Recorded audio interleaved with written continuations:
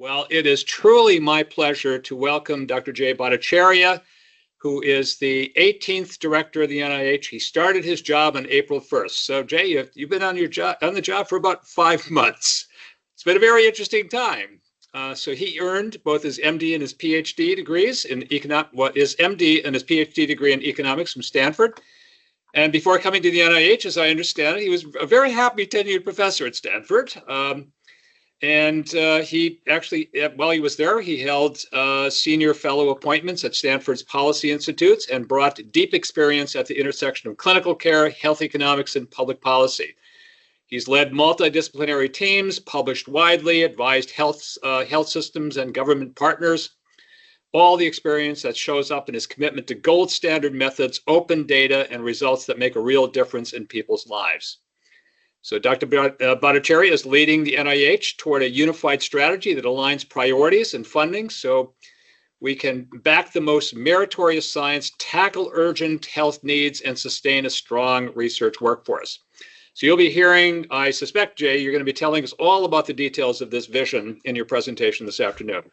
I just have to say, before I turn it over on it, just a personal note, as you know, I've told my counsel many times, I've just thoroughly enjoyed working with Dr. Bhattacharya. He's a very careful listener, and in those one-on-ones, he pays attention to the meetings. You really feel special when you're meeting with him. And I'm encouraged by his genuine interest in studying the impact of environmental exposures to ultimately better understand the root causes of chronic disease. So again, as I've said earlier today, it's great to have an NIH director who is supportive of the work that we do here at NIEHS. So Jay, thank you for being with us. And without further ado, I will turn over the virtual platform, the podium to you. Thank you, Rick, and thank you for those kind words. And let me just reciprocate. It's been an absolute joy working with you as well. I've learned a tremendous amount from talking with Rick over the past few months. Feels like 5 years, more than 5 months, but other than that, let me. So next slide, please. Oh, here we go. Yeah. So I want to start by just telling you how important the NIEHS is to the mission of the NIH and to the Make America Healthy movement.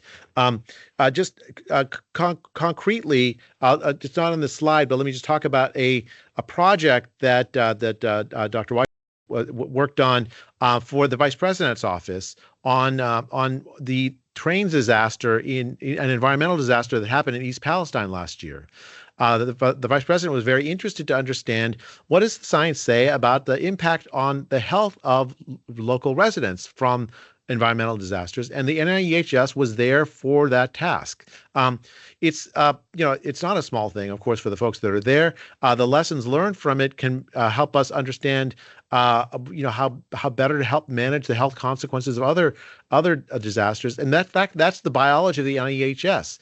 Is to respond to the health needs of the country with excellent science, right? And to me, I've been tremendously impressed the more I've learned about NIEHS. It's not an institute where I sought funding before now, but now in retrospect, I wish I had, because you all work on some really, really interesting things.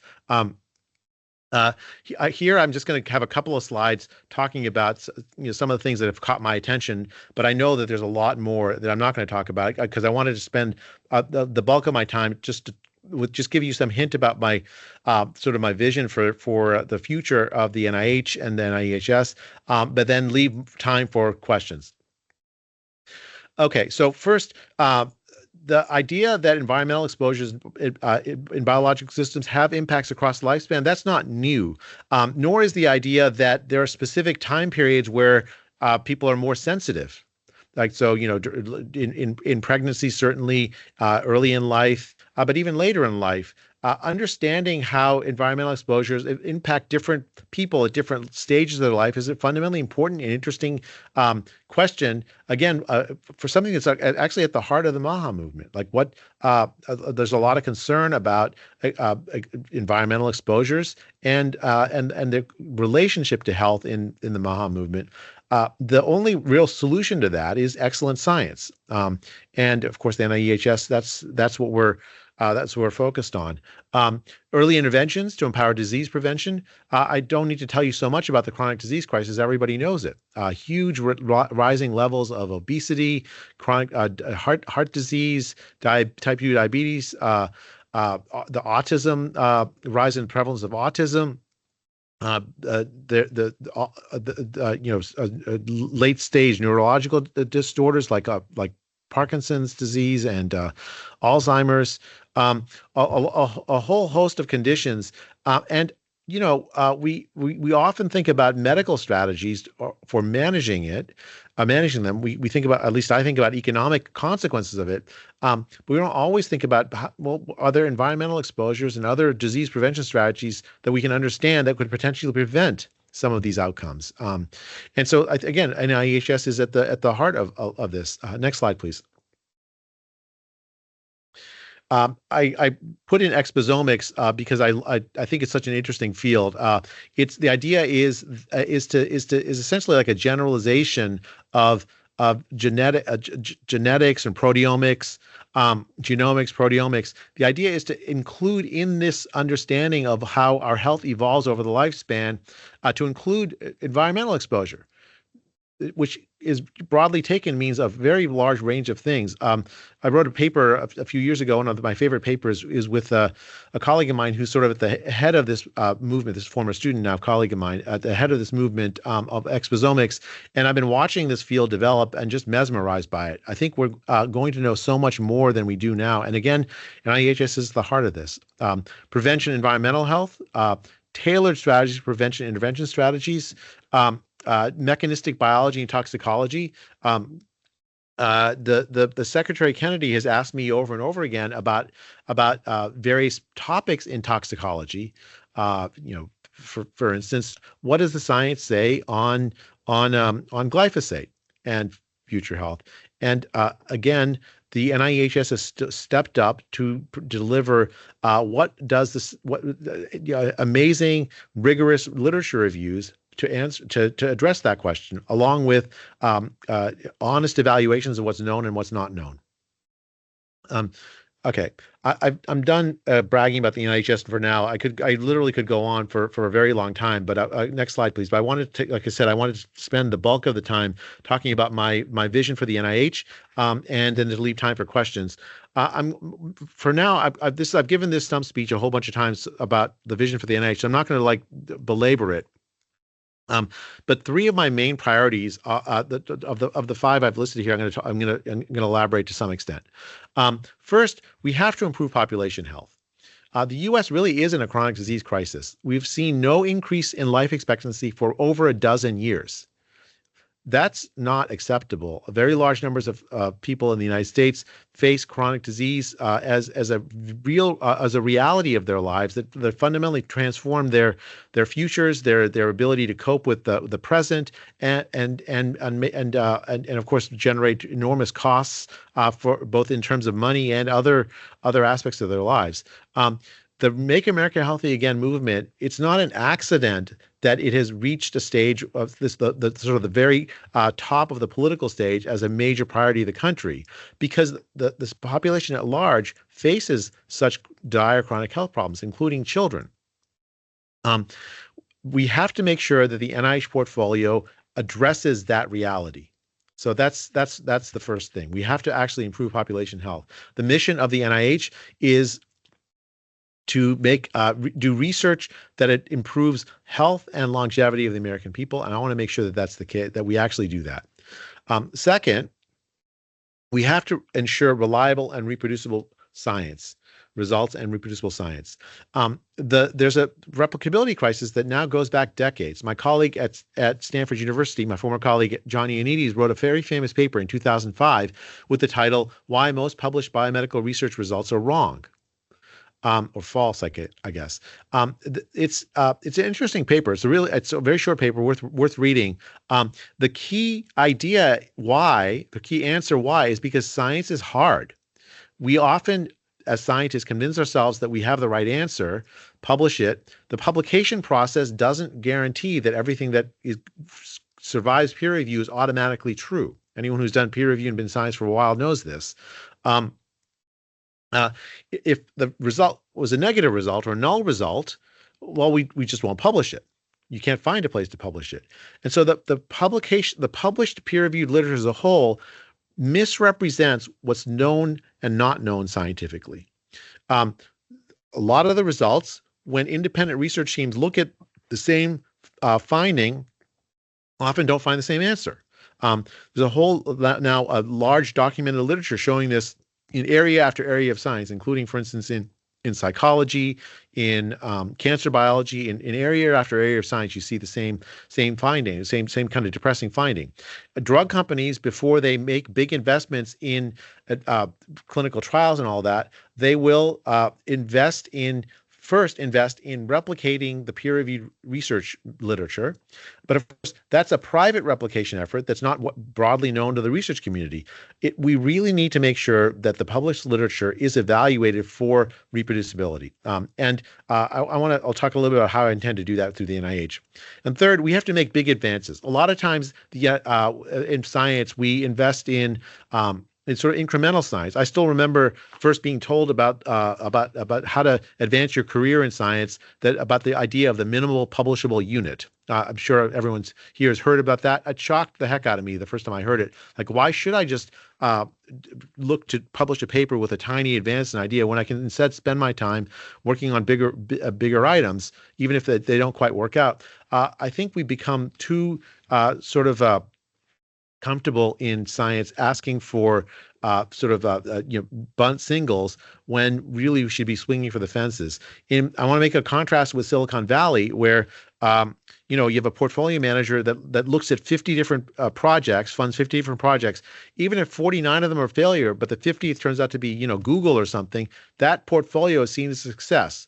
We kind of need to bring that kind of spirit to the NIH, where we fund portfolios not with an idea toward making sure that every single funded study produces a sufficient number of papers, but rather does the portfolio as a whole solve the problem of type 1 diabetes? Does it solve the problem of autism? Does it advance science in Alzheimer's disease? Does it address the key health problems of the country? Does it, and for basic sciences, does it change the direction of how we think about fundamental biology?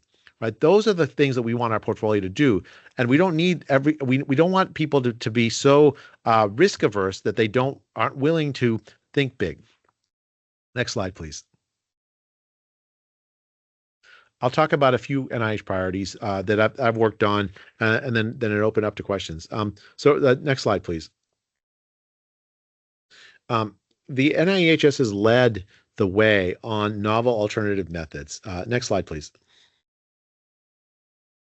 The key idea of novel alternative methods, the key driving impetus, is that we have to make sure that the biological sciences that we support translates over to human health. Now, animal models sometimes translate over to human health, but not always.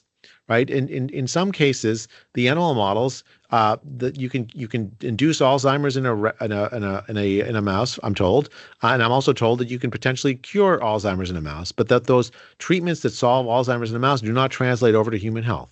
In other settings, it's absolutely essential that the only essential models we have involve animal use. There have been a huge advances, and I've learned from Nicole Kleinstreuer, who's sort of led the way in this, at least in my understanding about this. There have been huge advances in technologies of model systems that don't require animal use, including organoids, computational systems that really do predict, for instance, AlphaFold predicts human protein folding in incredible ways, and it's a computational system rather than an animal system. That have the potential to make sure that our research portfolio better translate over to human health.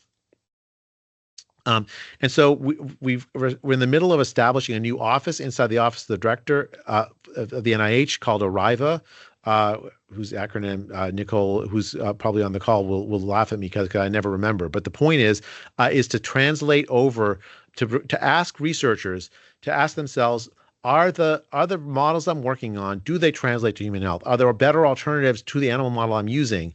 And a whole goal is, let's advance human health. Let's make sure the science we do advances human health. Next slide, please. Um, I want to talk about the gold standard science plan. Next slide, please. A couple of months ago, the president signed a gold standard science plan, and he defined here on the box on the left. I'll just read you the list because I'd love to hear your reaction to it. Gold standard science is reproducible, transparent, communicates error and uncertainty, collaborative and interdisciplinary, skeptical of findings and assumptions, structured for falsifiability, subject to unbiased peer review, accepts negative results as positive outcomes, and without conflicts of interest.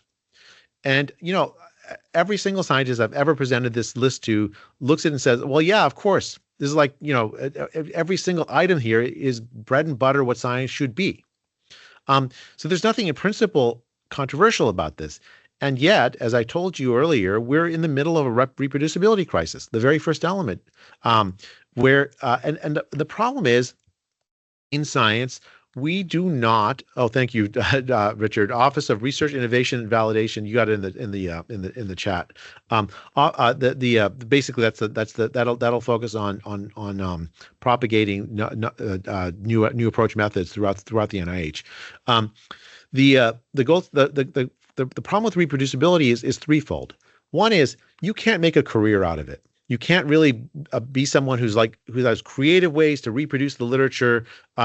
Do meta-analysis for a living. You try to generalize findings. You try to falsify hypotheses. All of that kind of work tends to be it's harder to get NIH grants, for instance, or to get tenure at universities with that. The second problem is it's impossible to find places to publish that kind of reproducible work. The reproducibility work. And then third, and this is a major problem. Often when people talk about reproducibility, people take it as a synonym for policing science. And in particular for addressing problems of scientific fraud and all that. I want to say that's the exact opposite of how we ought to be thinking about reproducibility. When somebody approaches me to reproduce my work, I should view that, and science should view that as a credit to me because I have work that's worth potentially reproducing. It's drawing the attention of other scientists. That's a positive, not a negative. We have to solve all these problems. We have to make the work of replication something that we honor in science. We have to have a place where we can actually publish it and communicate with others about it. And then we have to make the kind of pro-social behavior by scientists that encourages replication part of how we evaluate scientists. And the NIH can do all three things. First, we can give and should and will give grants for excellent replication work. Replication work where the scientific community itself tells us what scientific ideas are worthy and necessary to subject to replication. Right? I don't want the government telling us what ideas we ought to replicate. It should be the scientific community itself telling us, here are the rate-limiting steps in science. This, we really do need to know if this idea is right.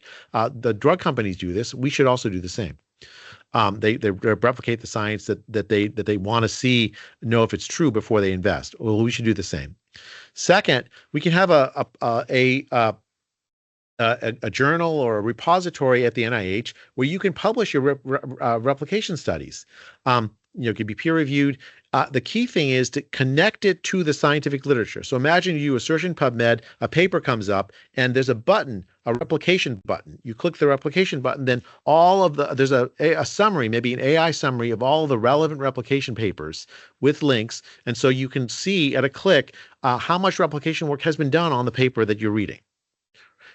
We make that the standard for truth in science rather than just simply, did you get published in a top journal?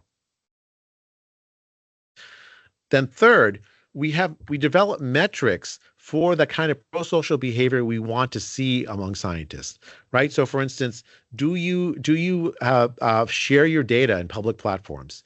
Do you share your code? Do you like detail your methods in ways so that anyone who reads it can tell exactly what you did and go through the same steps you did? Or do you hide your secret sauce somewhere so that people can't do that? To the extent that you do that, you should be rewarded for that kind of pro-social behavior. Right now we reward scientists with two metrics. We evaluate scientists with two metrics. One, how many papers have you published? And two, how much influence do you have? But we all know those are not the only features by which scientists are productive, right? Do you try new ideas out in your research? Do you share your data? All of these are metrics that we can develop and promulgate as a way to reward scientists who embrace the idea of replication as a way of doing science. Next slide, please. I just talked. So we're going to make this real with the launching a replication initiative. We'll have more training on rigor and reproducibility. We're still working through exactly how this will happen. But if you read the most recent House markup and the Senate markup, both included a reproducibility funding specific for reproducibility work within. It's going to become the work of almost every institute of the NIH. We're going to make reproducibility the core of how we think about truth in science and at the NIH. Next slide, please. Okay, so it's very, very important that we solve the problem I'm about to show you. We have to do better in providing support for early career investigators than we have. Let me justify why I think that with the next slide. This is from a paper I wrote with Mikko Pakalin in 2019. Let me just describe the structure of how we got the data for this. Imagine you look at every single paper published in biomedicine in 1940. And then what you do is you index all the words and the word combinations in the paper. And then you do the same thing in 1941. And you subtract off all the words that were published in 1940 from the 1941 list. And what you're left with are the new ideas that were introduced in 1941 after you get rid of all the synonyms. You do the same in 1942, 43, 44, 45, 46, 47, 48. And what you have as you go forward is essentially a history of science as reflected in the published biomedical literature. You basically have the year in which every single new idea is introduced. You go back to the papers and ask for each paper in this literature, what's the newest idea in every single paper? What's the age of the newest idea in every single paper? So you have a paper that published today, and the newest idea is polymerase chain reaction. Well, that's a paper relying on older ideas. In 2001, you had a paper that had small interfering RNA as the newest idea. Well, that's a paper that's relying on 0-year-old ideas. So what we did was we basically labeled every single paper with the age of the newest idea in it. Then we asked, do early career researchers, are they more or less likely to try out newer ideas in their work? The x-axis measures career age. What is career age? That's the year since you published your first paper. Something that's easy to measure in PubMed. My first paper I published in 1996 in the scientific literature. I am 29 years old. 1996, 39 years old, or 29 years old. You can't subtract in public. I'm 29 years old. That's actually that's the only place where I'm actually only 29 years old. Because unfortunately in biomedicine, the result we found is quite depressing for me with my gray hair. The time in your career when you're most likely to try out newer ideas in your work is when you're early in your career. 1 or 2 years after your first paper is when you're the highest probability of trying out newer ideas in your work. For every year of chronological age, the typical age of the ideas in people's papers ages by about 1 year. Nobel Prize winners, they fight this every 2 years of chronological age for them. Their ideas in their papers age by about 1 year. But the reality is we need early career investigators with their new ideas if we would like to see new ideas introduced into biomedicine. Next slide, please. Just to temper the anxiety that I'm already feeling just telling you this, because with my gray hair, it turns out that it's pairs of it's early career researchers paired with more senior researchers that are the most likely to try out newer ideas in their work. It's a team framework that results in newer ideas being tried. This graph shows you on the x-axis the career age of the first author of the paper against and the y-axis the career age of the last author of the paper. And it's a heat map. So dark red means the most likely to have papers where new ideas are being tried out. And you can see it's a combination of early career, people who are in their first 10 years of their career, first authors, combined with people who are late to mid to or late careers, 10 to 30 years of career age, that have the highest probability of trying newer ideas out in their work. Um, New ideas require both like young, enthusiastic scientists paired with older scientists working together, who can like get the confidence to say, look, I'm going to give this a shot. Let's see if it works out. Next slide, please. This slide is also quite depressing to me. So this is what this shows is for the folks we've supported with F-32s.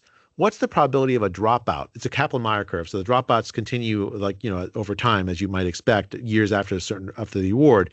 But I want you to highlight your attention to the left side of the graph.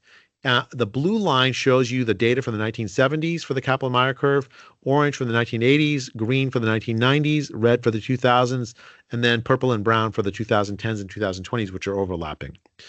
The blue line shows you that within 1, 2, 3 years of the F-32 award, which is early career training, in the 1970s, about 20%, 10 to 20% of researchers dropped out of science, went and did other things with their life.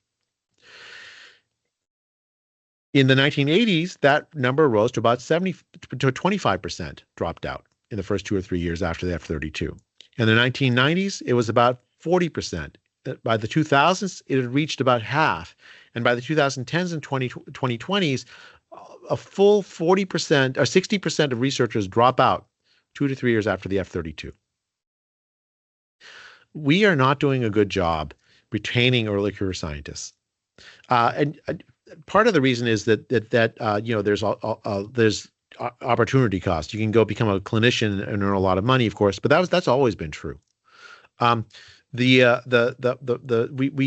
in recent years and increasingly over time, what we've done is we've put hurdles for early career researchers to becoming independent. We ask them to do 1, 2, 3 postdocs even after they've done their PhD. The age at which people earn their first large grant, large R01, has been increasing over the entire period from 1970s on. In the 70s, you could be in your mid-30s and earn a large R01. Now you have to be in your mid-40s before you earn your large first R01. The NIH has undertaken tremendous efforts to try to reverse this trend. We have training grants like the Ks, the Ks, the Ts, the Fs, but it hasn't translated over to actually addressing this key problem. And that's something we absolutely need to address especially if we want new ideas to be sort of to refresh our science. Next slide, please. I've worked on introducing a unified strategy for funding projects. Next slide, please. Let me describe the issue here. This slide's a little complicated. Let's do the next slide because it tells you the same story. Okay, so this is again from a paper I published with Mikko Pakalin in 2020. This shows you, using the same mechanism, the age for every single paper. What's the age of the newest idea? The left side of the graph shows you on the x-axis shows you the papers that have a 0-year-old idea. The y-axis shows you the fraction of this science that's NIH funded. The fraction of the science. So for papers that were published between 1990 and 1999, what fraction of papers that had 0-year-old ideas in them when they were published were NIH funded? And the answer is about 55%. When you look on the top left dot of the graph. And the fact that this is sort of declining more or less monotonically makes sense. The NIH prioritizes support for innovative ideas. And so you'd expect this to be declining monotonically. Your idea might be 1, 2, 3, 4 years old, and you can still get NIH support for them. But if your idea is 20 years old, well, it's less likely the NIH will have funded it. This is for papers that were published between 1990 and 1999. Next slide, please. Oops, it's not there. Oh my gosh. I apologize. I thought I put the slide back, the previous slide. If I showed you the same cohort for 2000 to 2009, what you would see is that the top left of the graph that's up near 55%, for 0-year-old ideas, 1-year-old ideas, 2-year-old ideas, it actually drops to 40%, 45%. The NIH has become more and more conservative over the years in funding support for newer ideas. In the 90s, we've supported ideas that were 0 or 1 years old pretty routinely. By the 2000s, if you wanted NIH funding, your best bet was to work on ideas that were 7 or 8 years old. 7 or 8 years old. And I really wish I'd put that other graph, because it's absolutely dramatic when I flip the graph from this to this one to the second one, because you can see the big decline in the data on the left side of the graph. Essentially, what we've done is we've told institute directors, we're going to hold you accountable to make sure that every single idea you fund, every single project you fund produces some output. That output it generally is in the form of published papers. Rather than asking institutes to take ownership of their strategic plans and say, look, you have a strategic plan for investment in research that's supposed to advance health or fundamentally change how we think about fundamental biology. Are you funding a portfolio that addresses that strategic plan? Next slide, please. So this is the unified grant funding policy. About half the institutes, what half the institutes do is that they have this score from the Center of Scientific Review. Fantastic organization. I was a peer reviewer myself in it for many years. The premier research center for peer review in all of biomedicine, in my view. But even they have problems distinguishing between the most excellent science, which has very promising, from new science that's quite innovative. But because it's innovative, people will say that, well, I don't think it's going to work. As a reviewer, that often would happen. I'd see a proposal with a really innovative idea. If it was right, it was going to transform everything. And then the discussion around the room would be, well, I don't think this is going to work. Really easy to kill idea that's innovative in that. There's a huge emphasis on methods. The Center for Scientific Review then produces the scores, and then you have you list them all based on the score, and then you have a pay line based on the funding. And the policy in many ICs was just fund everything above the pay line. The new policy says, no, we're not going to simply fund above the pay line. Next slide, please. But we are going to make sure scientific review is at the heart of what we do, right? So you have the scientific scores, but you also have the strategic plan. Suppose there's 10 projects with almost exactly the same idea that got really great scores, because it's a really good idea. But there's parts of the strategic plan, but because they're new or innovative, they tend to be, the scientific review panels tend to be more conservative. They don't get scored well, or quite as well, but they get scored good, but not quite as well. Well, we're going to tell the institutes that they should be able to make portfolio decisions that reflect the entire strategic plan, not just reflect exactly what the scientific scores were from the Center for Scientific Review. The portfolio can include things that contribute to the balance of the overall research portfolio. So for instance, balancing basic science and more applied sciences. It can promote. It can include in the portfolio investments in early care investigators, for instance, in order to sustain the biomedical research workforce. The portfolio as a whole then will be judged not based on the success of every single element of the portfolio, but does the portfolio lead to improved health for the population? Does it fundamentally change how we think about biology? It's those kinds of metrics that really are consistent with the NIH's broader mission for research that improves health and longevity. So the idea is to give the institute directors tools to actually implement the strategic vision that they and you all have worked on together. Next slide, please.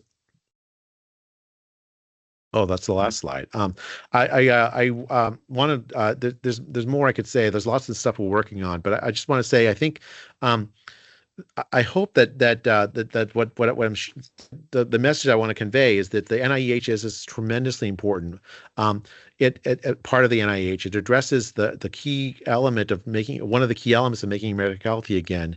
But just as with the whole rest of the NIH, I think we can use the amazing tools of the NIH to make science work better than it has. Address the problems of investments in early care researchers, address the problems of reproducibility, and really transform science so that it addresses the health needs of this country in a fundamental way going forward. The NIH is the crown jewel of biomedicine in the world. It's an absolute honor to lead it, but I want my time here to actually transform the NIH in a way that makes it perform even better in the next century than it has even in the last. Let me open it up for questions. So can we stop sharing the screen and let's open it up for questions? And David Belshaw, can you help me out here? I'm having trouble seeing when people raise their hands. So if you could help me out as people raise their hands, you can call on them. I'm glad to do that. Hey, Jay, thank you for a terrific talk. I really appreciate you taking the time. This is what, your fifth talk today or something like that? Yeah, it's been I apologize for being late, by the way. I was at another council meeting right before this, and that ran a little bit over. I have about 15 minutes, so I'm now, and I have it before my next meeting. So let's have a lot of questions. Great. I'll be happy to stay there. By the way, these councils are really fun. It's fun to meet and talk with people who are so invested in success of the fields and in the NIH. I'm really grateful to each and every one of you for participating in these councils. It's essential to our work. Terrific. Gary, Dr. Hornbuckle. Yes, thank you, Dr. Bhattacharya. I'm very appreciative that you came to see us today. I'm Carrie Hornbuckle. I'm a professor of civil and environmental engineering and director of the Iowa Superfund Research Program. And I just have two comments and associated question. First of all, I really appreciate your interest in production of reproducible results. And I think it's very important that every paper have a repository of the data that they have generated and the code they use to analyze it, so that the work that's described in that paper can indeed be completely reproduced. I support that, and I think it's been a long-term expectation of NIH and NIEHS in particular, and I think that's been a real benefit to science. Second thing I just want to ask about is it seems to me that the reviewers, if well gathered, represent the most likely community to recognize novel ideas and wonder about not putting the reviewers, the experts, in front of identifying what are new ideas proposed for future research to NIH. Thanks for that. Thanks for the first. I share your enthusiasm about reproducibility, and I know that the NIEH has been working hard on it. Imagine the vision: you have the reproducibility button every time you search a PubMed for a paper. Then you also have a data replication button, and then you click it, and you can get access to data and code right there in real time. I mean, that really transforms science. As far as like Carrie, I'm sorry, I just lost the second thought. The reviewers. The reviewers. So we actually already do that, right? What we do is we say, look, you have to give us a score. The score includes like background and significance, and innovation, and then a score based on like the methods, and then a score based on the environment and Investigator. And investigator, right? We're shifting to a strategy where we're just going to ask a pass-fail on the environment investigator. The idea is to not privilege late, very distinguished investigators over earlier investigators. So, like, sometimes that puts people in a frame of mind to give people more leeway because they're later career investigator. We're asking them to say, just are they in an environment where this science can be done? Do they have the sufficient training to do the science they're proposing? Right. That's it. Then we're asking them reviewers to give us a score on innovation, and then a score on methods. We already do that. We've been doing that forever. The problem is that the overall score almost always correlates very strongly with the methods, and we tend to just look at the overall score rather than the sort of innovation score. That tends to get underweighted in the overall score because the way the Center for Scientific Review works, we're not taking a numerical mean of all of the subscores. We're just saying, given these subscores, what's your gestalt about about the priority for the proposal. So we're already asking scientific reviewers to do that. I will say there's some tension here, right? So if you have mainly reviewers that already have an R01. For a while, actually, that was required to be a standing member of study sections.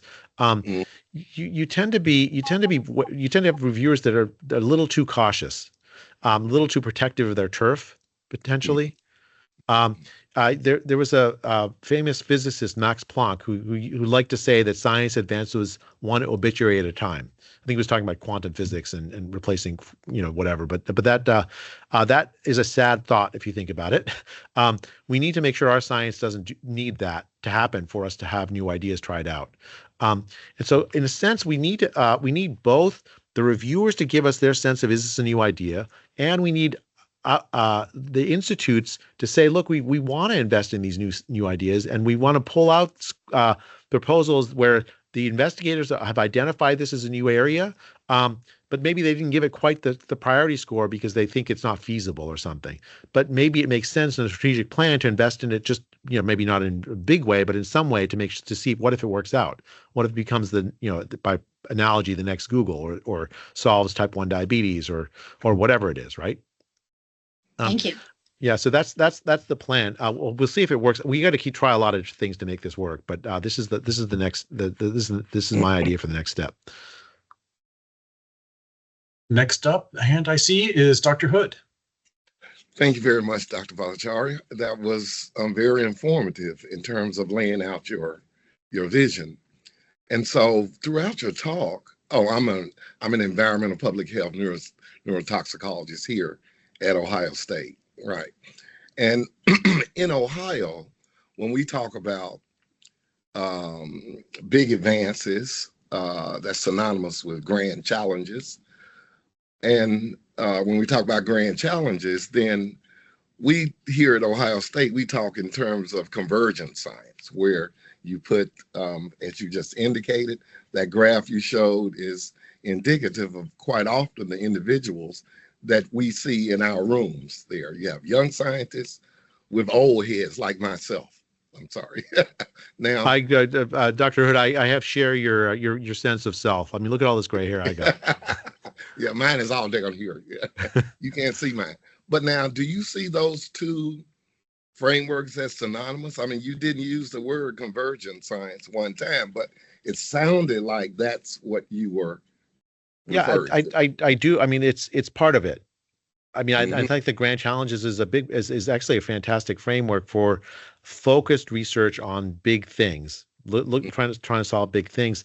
And I think that like the emphasis that you have on team science, making sure that the teams of people together represent like a broad range of perspectives that are relevant to the idea that you're trying to advance. We have to keep supporting that. The key thing then is, to me, is like might be different is how much of it is driven from the top down versus from bottom up, right? What if I think it's become harder. I mean, I looked at the history of the NIH before when I first got floated I was going to take this job, and I was looking exactly this. I think the NIH once upon a time had more bottom up driven research. And over the years, it's become a little more, we want you to work on this, we want you to work on this, we want you to work on this. And that tends to, I mean, of course, it steers the scientific community in a direction that you want them to. But at the same time, you want to allow serendipity to happen. You want some researcher who's like coming out of nowhere with this idea that who knows if it works, but if it works, my goodness, it'll transform everything to bubble up. And so that is the tension and the challenge. And so it's the grand ideas, I think, the grand challenge is a really good thing, but I think we want to figure out a policy that allows that sort of like serendipitous new findings. I'm hoping that by empowering the institute directors and the institutes to make evaluations of the portfolio from this broad, more holistic point of view, that we get more of a real balance with that, rather than like a, sort of let's just essentially do exactly what the scientific review panels tell us to do. They're great. I love them. It's fantastically important, but they're one input into it rather than the only input.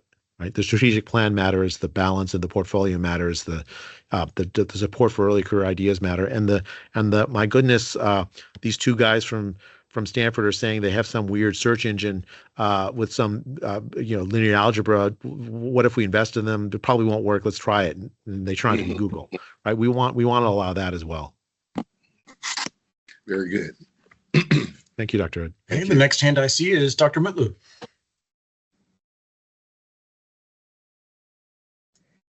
Gokhan, you need to unmute.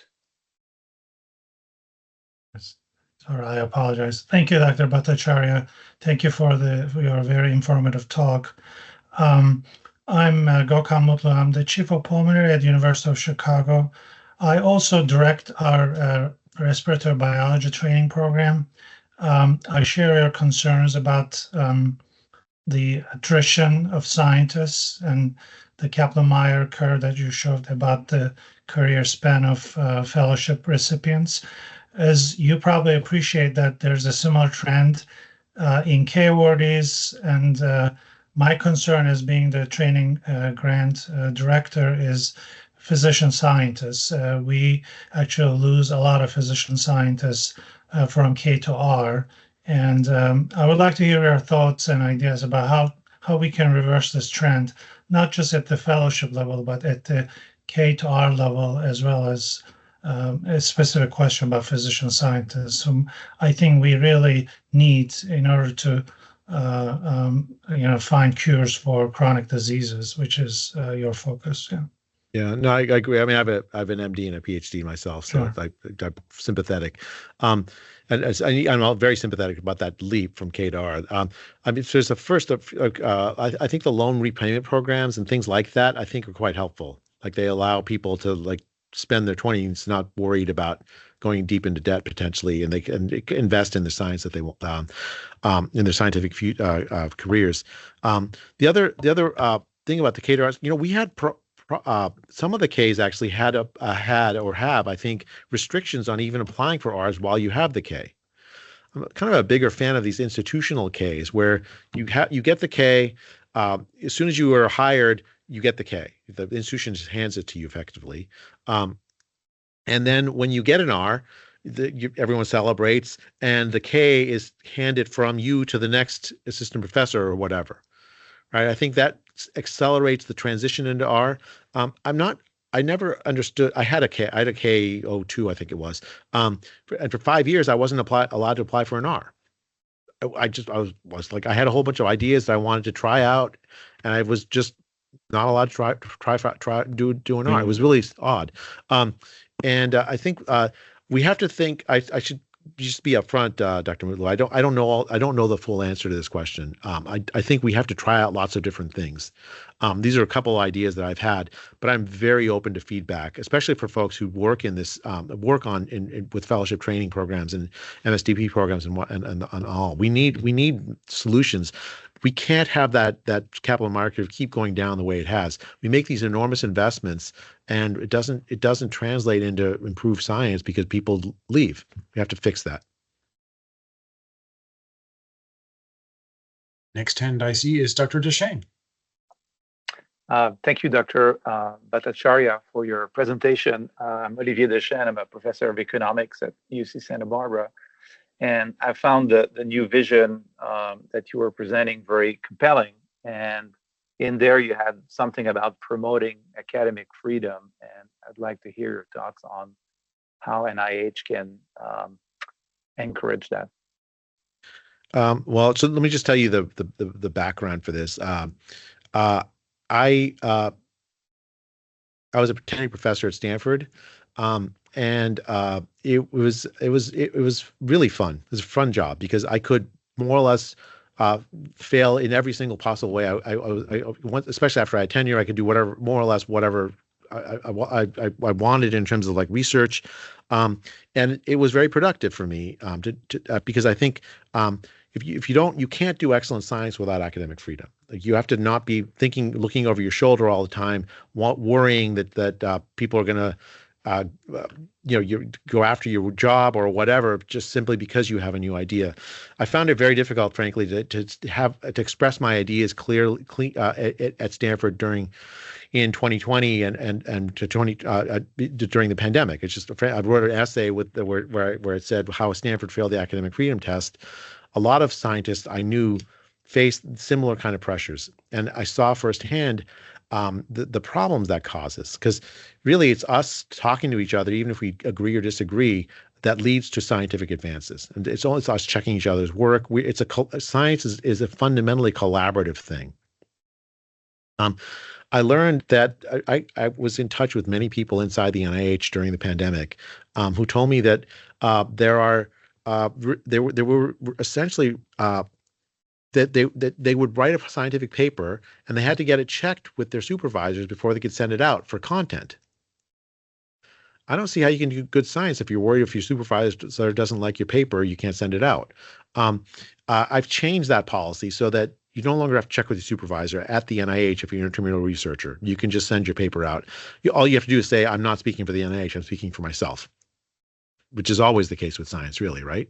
And I think that'll make the science of the NIH better and help lead by example.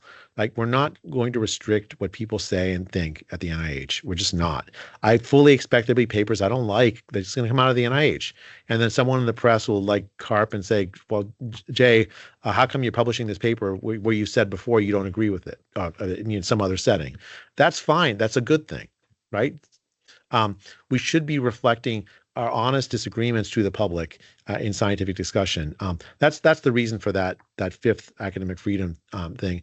I would love to see the institutions that we support fully embrace this as well.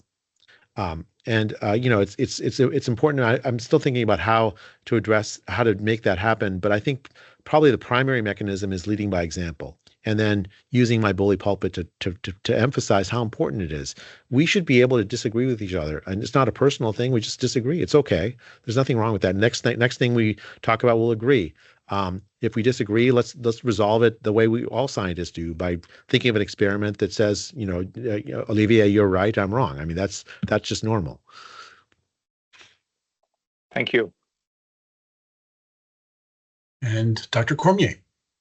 Dr. Bhattacharya, I want to thank you very much for your presentation. I thought that was very interesting, and I was looking up the PubMed reference as you were speaking. And I think all of us have felt the same thing over time. Science and what comes through review panels and study sections with very low percentiles are actually very safe science products. And I think the problem, I know that you're moving towards NIH and the Institute having more of a role, but I think maybe education of review panels themselves is where some of this needs to occur. And I don't know if in your data you could actually go and parse out, is it the change in how study sections have been looking at this data that has led to what we're seeing in the safe science realm? Or is it actually because we're only innovative when we're young, which I really don't think that's the case. I hope not, I hope it's because not. I'm older now. Dr. Cormier, I don't think it's 1-0. I think, like I said, it's Nobel Prize winners fight valiantly by trying to keep up. It's a matter of probabilities. Of course, some scientists stay innovative entire careers, right? So there's a lot of noise in those data, as you saw. I think the key thing is, to me, is as far as like scientific review panels go, I was a reviewer almost from the beginning of my scientific career. Like, I was invited somehow to be on as a standing member of a panel in like 1999 or 2000, very, very, very early in my career. I think they were looking for health economists for this particular panel, so they've somehow found me. I found that to be tremendously useful, learning about how to be a scientist. We have these like programs where we bring early career scientists into scientific review, but nowadays, like, they get 3 proposals to review, and they're like, they're almost like second-class citizens of the review panel rather than directly members like I was, like I was very early in my career. I think that populating the scientific review panels with early career investigators who have new ideas are very promising, can help everybody, the early career investigators, as well as the quality of the reviews that scientific panels do. Obviously, those scientific review panels will be dominated by investigators who are famous, who are well accomplished. In many ways, that's inevitable. So we need that kind of wisdom in our reviews. But we also need some ability to say, well, yes, you're a very you've tenured professor. Obviously, everything you say must be right, even though it's not. And so let's let the younger person have their say, have their chance at the spin at the wheel of science as well. I'm hoping that this combination of the scientific reviews, which we'll keep looking at ways to improve, it would already great, but things ways to improve alongside this sort of expanded set of tools that the institutes will have. Will result in portfolios that sort of balance all of that. Thank you. Jay, I'm looking at the clock, and I suspect we'll probably run out of time. One more. Wait. I see Olivier. We got it. He has one more question, and we'll get it go. Is that a I forgot legacy? to lower my hand. I apologize. Oh, okay. So it was I thought that was positive. a legacy. All right. Okay. Well, okay, Jay, I mean, that was terrific. So it's really an opportunity to bring to our council and others who are listening in on the webcast some of the great ideas that you've been discussing with the IC directors for the past 5 months. So we wish you all the best, and I look forward to continuing to work with you. And thanks again for the time today. And I am going to hold you. You are going to. I'm going to hold you. I'm visit us. Absolutely, I'm absolutely going to visit Rick. I mean, everyone tells me the campus is beautiful, and that the North Carolina is beautiful. It's going to happen. I promise. As soon as I find 5 free minutes. Okay, sounds good. Okay, terrific. All right. Take care, everyone. Thanks for your questions. Bye now. Okay. And, oh, by the way, thank you for your work with the on the council. I really do appreciate it. The NIH depends on your advice, and I'm grateful to each and every one of you for it. Thank you. Bye now. Great. Thanks again, Jay. Okay. Well, as I told you, he's a nice guy. I really enjoy interacting with him. So thank you all for your engagement. Thanks for your questions. And so, David, I'm going to turn it back over to you. I think we're going to be going into. I think we turn it back to you. So we have concluded our business for the open session. So we can adjourn open session and then reconvene in closed session. Okay, so let's see. How are we doing on timing? So we adjourn the open session. So can we take a little break and get back here at 3 o'clock? Yes, I think that's fine. Okay, very good. Okay, see you all then.